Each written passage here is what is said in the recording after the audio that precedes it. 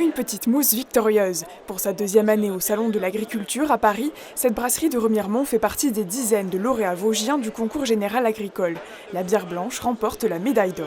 Ça va être une super belle vitrine publicitaire pour nous. On a toujours envie, on a toujours au fond de nous-mêmes, on se dit que ça peut le faire, c'est sûr, mais non, on s'y attendait pas vraiment, donc ça a été une belle surprise. Et maintenant, il va falloir travailler là-dessus, sur l'image, et puis faire mieux l'année prochaine surtout. Pour ce retour de la plus grande ferme de France, les Vosges étaient célébrés ce mercredi porte de Versailles. Une véritable vitrine pour les producteurs et agriculteurs de notre département. Tout d'abord, on est content de retrouver un salon. Ça permet de retrouver effectivement nos producteurs qui viennent exposer, que ce soit nos éleveurs ou toute la production agricole vosgienne qu'on retrouve aussi. Et ce contact avec le citoyen et le consommateur, c'est quand même super important. Ça s'appelle maintenant du blanc fermier, mais dans mon cœur, c'est du Munster. Donc on va le faire avec du Munster blanc. Et on l'a travaillé au sapin. L'occasion aussi pour les visiteurs de voyager grâce aux spécialités culinaires. Là, on a de la charcuterie, on a des petits produits qui viennent de l'Est, donc c'est super. C'est du produit du terroir, on kiffe, quoi, ça fait plaisir. On vient d'arriver en plus, c'est notre première dégustation, donc on espère que la suite sera aussi bonne. Sur les stands, impossible d'ignorer l'actualité géopolitique. Le prix du blé, dont l'Ukraine est le 4e exportateur mondial, a atteint des records ces dernières semaines. Comptez 361 € la tonne ce mercredi contre 261 € il y a un mois.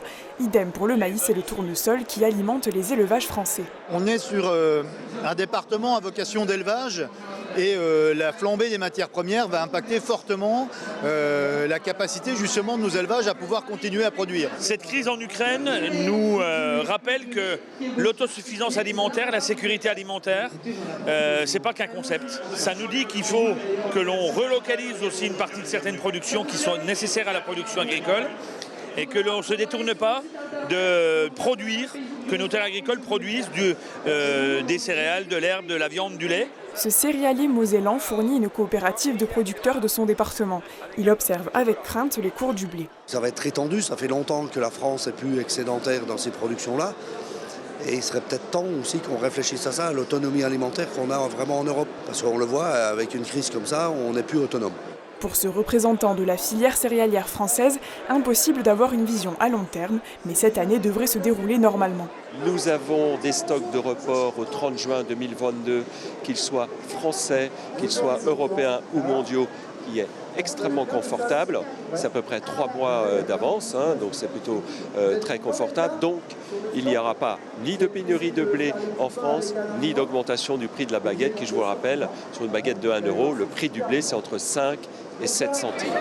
Blé, viande, confiserie, valoriser la production française, c'est bien l'essentiel du Salon de l'Agriculture qui recevait plus de 600 000 personnes en 2019. Il referme ses portes ce dimanche.